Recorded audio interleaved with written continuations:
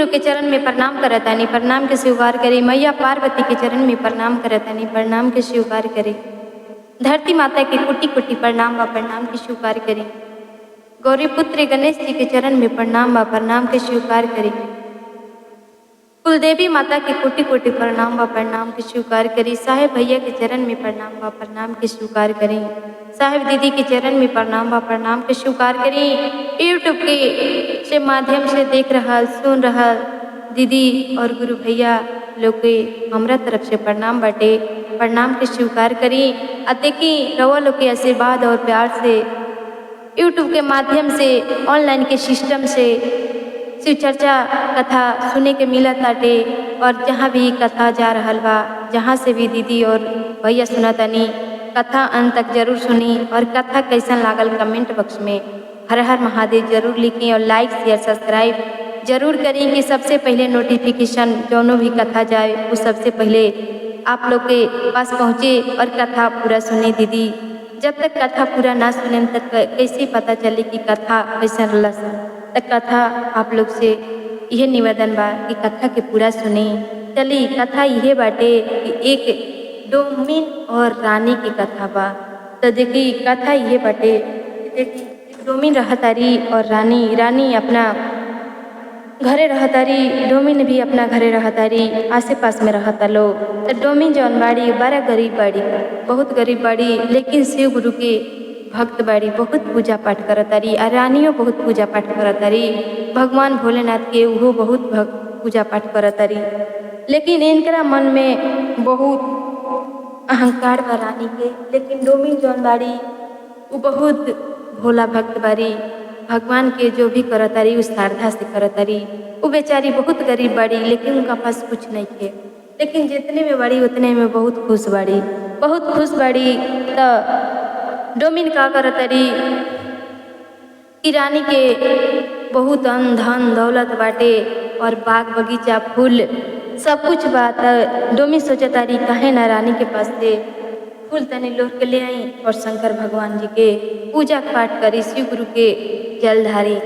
तब क्या करतारी डोमिन सुबह सुबह उठ के रानी के बगीचा में जाके फूल लोग के ले आवतारी। जब फूल लोढ़े जातारी तो देख लेताड़ी रानी देख के बहुत गुस्सा होतारी कि डोमिनिया हमारे आके छू देलस तेरवा, फूलवा लोर लेला सब छूछा देलस फूट जात। बहुत उनका मन में ईर्ष्या रहता, रानी के बहुत घमंड रहता। बाकी भगवान भोलेनाथ से यह डोमिन विनती करतारी कि हे महादेव, कोई अगर हमरा के कुछ बोले तो हमरा कुछ ना सुनाई देवे, केवल अच्छा के सिवा कुछ ना बुरा सुनाई देवे। तो कुछ भी रानी बोलतारी, लेकिन डोमिन एक सब जवाब नहीं देती। कहे से कि भगवान भोलेनाथ से यह प्रार्थना करतारी कि कोई अगर कुछ भी हमरा बारे में बोलता, लेकिन हम ओके जवाब ना दे। भगवान भोलेनाथ ऐसा कृपा करी कि हमरा कुछ ना सुनाई देवे, अच्छा के सिवा खराब। तो ऐसा ही अपन फूल लैली, फूल लोग के लिए ली, लेके गईली शिवालय में पूजा करत रहली। जौना शिवालय में पंडित जाइन जात रहली, तौने शिवालय में डोमिनो जात रहली। अब रानी जब जा पूजा करे और डोमिन पहले जाके पूजा कलस, अब तो रानी देख के बहुत गुस्सा होखस कि देखा ई डोमिनिया आके सब नाश फास कर देलस। शिवालय में सब फिर से साफ करे के पड़ी। अब रानी का करस कि अपना अहंकार में रहस।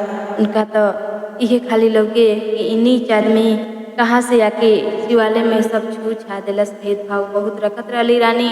लेकिन देखी दीदी और गुरु भैया, कतनो धन दौलत रही, लेकिन भगवान सबके शरीर एके जैसे बनैले बड़े, खून एके जैसे बनैले बड़े, लेकिन सबके मन अलग अलग बाटे। कहे से केहू के दिल साफ बा, केहू के दिल में पूरा कचरा भरल बा।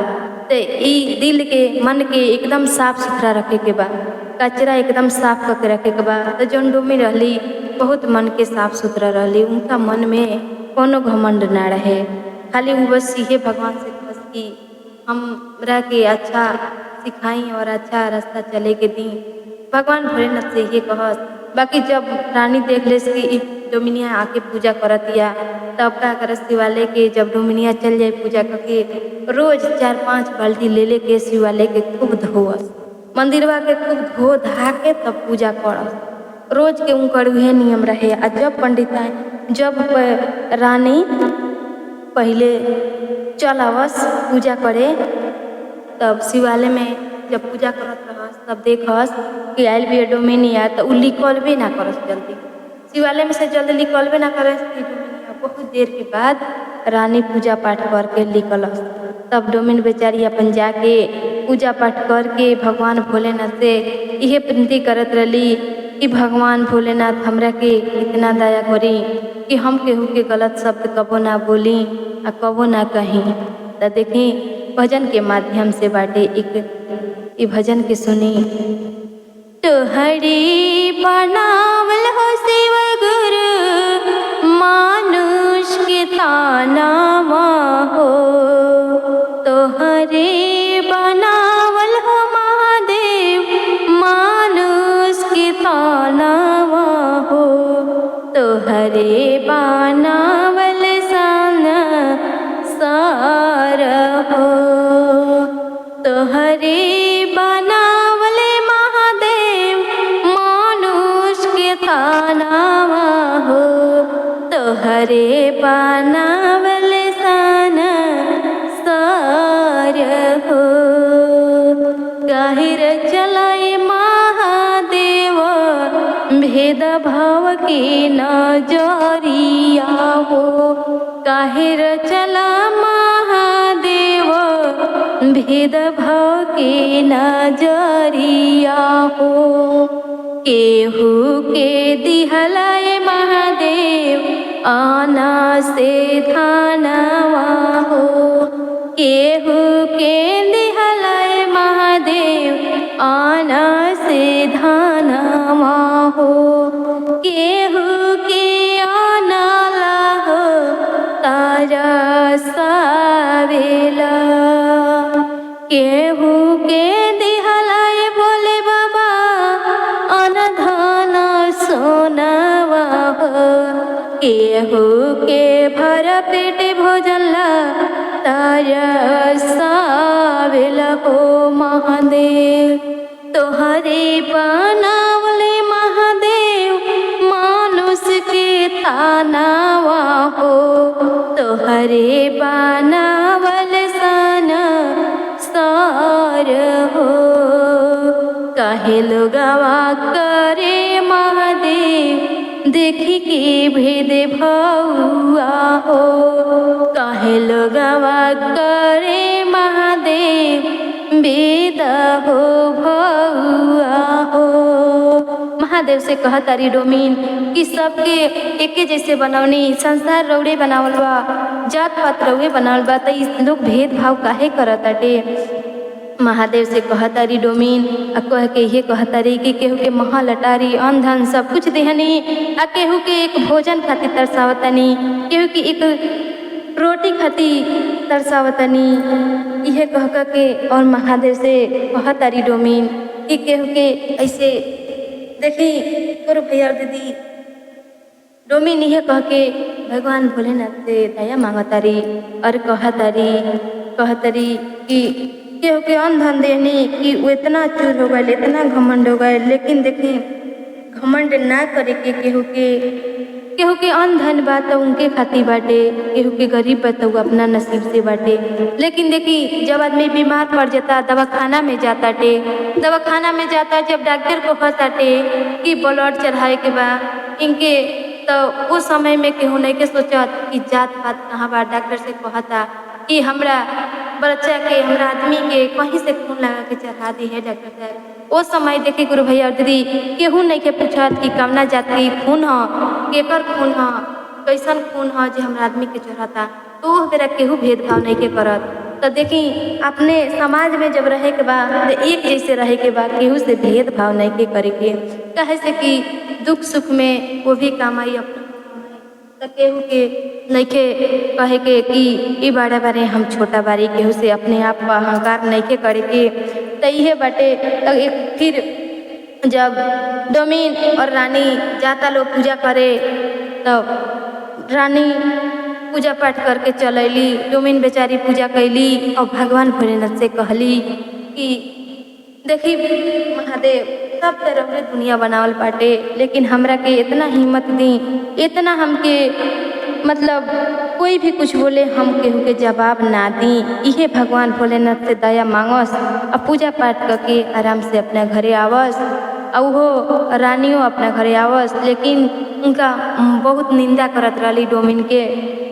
ऐसा ही करत करत कुछ दिन बीतल। एक दिन के बाद भैल कि डोमिन पहले चल गई पूजा करे मंदिर में। अब रानी अली देखली कि डोमिनिया आके पूजा करत या मंदिरवा में। अब लगली फिर जब डोमिन चल गई पूजा वूजा करके तो लगली साफ सुथरा करे और शिवलिंग के नहवावे धोए साफ सुथरा करे कि डोमिनिया आगे छू छा के भगवान के नाच दिले बिया। लेकिन भगवान तो सबके देखता नहीं, माता पार्वती और शंकर भगवान तो डोमिनिया से खुश रहनी लो।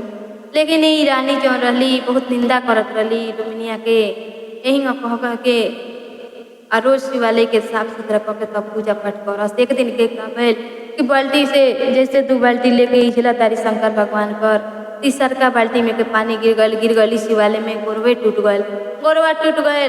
अब लगली वही में चिल्लाए लगली तो डोमिन बेचारी कुछ दूर गई रही।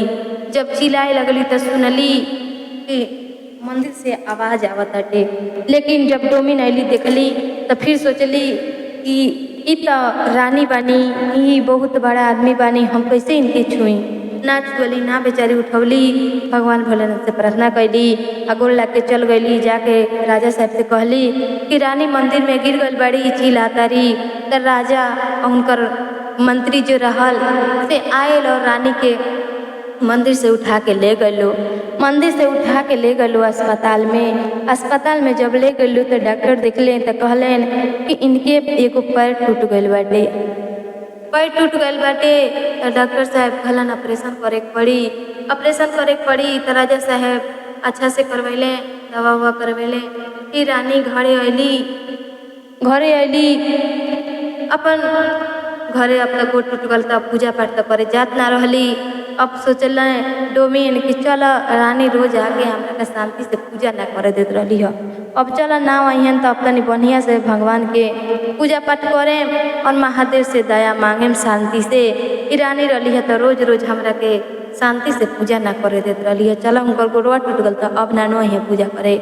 यह डोमिन सोच के अपन शांति से पूजा पाठ करस, शिवालय के साफ सुथरा करस अच्छा से। आ महादेव से यह विनती करस कि हे महादेव ऐसा करम दया कि हमार जब प्राण निकले तरौरे शरण में हम आई। यह भगवान भोलेनाथ से दया मांगत रही। कुछ दिन करत करत बीत गए। तो अब इधर रानियों भी बूढ़ा हो गई और उधर डोमिनो बूढ़ा गई। कुछ दिन बीतल तो रानी के मृत्यु हो जाता टे। जब मृत्यु हो गए तो यमराज जब अलन तो रेंगनी के कांट बड़ा बड़ा लेके अलन। जब रानी के मृत्यु भय तो वही पर खिसिया के आ लेके गईलन यमलोक में ले गईलन। अब रानी ले गए, मृत्यु हो गए। अब डोमिन जा रही अपन पूजा पाठ करत रही, अपन यह करत रही। तो देखी जब तक आदमी बा एक साथ में बहुत भेदभाव करेला, लेकिन जब तक आदमी मरेला तो ये डोमिन जब तक आग ना दिलो, डोम ना दिलो तो आदमी के जब तक कुछ ना होई। तो डोमिन जब डोम आइलो आग दिहिलो तबे कुछ होई। तो जब तक जिंदा बा आदमी तब भेदभाव करता, जब मर गईला के बाद ये दिखता केकरा के। तो देखी गुरु भैया दीदी आपन आपन कर्म के सुधार के रखे के बा, आपन आपन कर्म के बनाए के बाटे। खाली चर्चा में गईला से ना होई, खाली मतलब धर्म करी, कर्म भी अच्छा करी और मन में भी साफ सुथरा रखी। जब मन साफ ना रही तो पूजा पाठ कतनो कर ली कुछ ना होई। तब मन साफ रही तो सब कुछ साफ बा, सब कुछ अच्छा बा, कतनो कुछ रही। लेकिन जब तक मन साफ ना हुई तो भगवान कहाँ बसम रहुआ मन में। तब भगवान के बैठावे खातिर दिल में मन में मन के साफ रखे पड़ी, साफ सुथरा रखें तबे भगवान रहुआ पास रहे। अच्छा कर्म करें तबे कुछ अच्छा होई। तो बेचारी रानी तो मृत्यु हो गई, चल गई, सब कुछ हो गए। तब कुछ दिन के बाद डोमिनो की मृत्यु हो जाता थे। अब डोमिन के जब जाता रही शिवालय में पूजा करे उनकर वही जब प्राण निकल जाता थे। शंकर भगवान के मंदिरे में उनकर निकल जाता। कहे से कि जब वो भगवान की प्रार्थना करस, जब पूजा करस तो ये कहस हे भोलेनाथ जब हमार प्राण निकले तो रौरा शरण में हम आई। तो उनकर वही जब प्राण निकल गए, बेचारी वही जब मर गईली। तब उनकरा घर के लोग आके डोमिन के ले गए लो। और जब यमराज अइले फूल के डोली आवत बाटे। शंकर भगवान शिव गुरु फूल के डोली भेज देनी और शिव यमराज लेके चल गइलन यमलोक में। जब वहाँ गइलन तब देखा तारी डोमिन की इ त रानियो यही जाइल बाड़ी। अब त एगो त जियल अधिकार कइल रहली ह धरतियो लोग पर। अब त एहू जाइली त इहो का जाने एहू जब कुछ पढ़िए का। अब त रानी जब डोमिनिया देखली रानी के, अब वो चिहा गइली कि ल रानियो यही जाइल बाड़ी। अब त हमरा के एहू जा शांति से ना रहे दिहन। बाकी देखी दीदी और भैया, हमनी के जौन जौन कर्म करनी सन हर रोज भगवान लिखे नहीं, रोज लिखाला कि धरती लोग पर के का करताटे, के कैसन कर्म करताटे, के केकरा के निस्वार्थ भाव से देखता, के अच्छा कर्म करता। ई रोज भगवान के कॉपी पर लिखा रहल बा। त जौन डोमिन के कागज रहे आ रानी के सब कोई के लिखाए रहे। जब वहाँ हिसाब होके लागल, भगवान जी हिसाब करे लगनी तो पूरा डोमिन के जितना पर्चा रहे सब पुण्य से भरा रहे और जितना रानी के पर्चा रहे वो सब पाप से भरा रहे। तो रानी चल गई नरक लोक में और डोमिन जल स्वर्ग लोक में चल गई। तो देखिए गुरु भैया और दीदी, कथा ये बाटे, कथा से क्या सीख मिला, कैसा सीख मिलल, कमेंट बॉक्स में जरूर बताएं। और देखिए कथा जब पूरा सुनी तो जरूर मालूम पड़ी।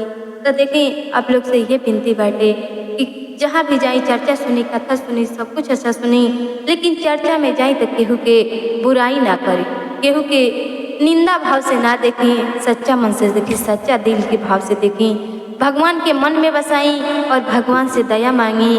हे भगवान भोलेनाथ, सबके ज्ञान दी, छोटे बड़े सबके दुख हरी, हमरों के सहित ज्ञान दी कि हमू अच्छा कुछ कर्म करी। जब हाथ पैर इतना सुंदर सुंदर देले बानी आँख, तो सब कुछ अच्छा करी, हमसे कोनो गलती ना होके हे भोलेनाथ।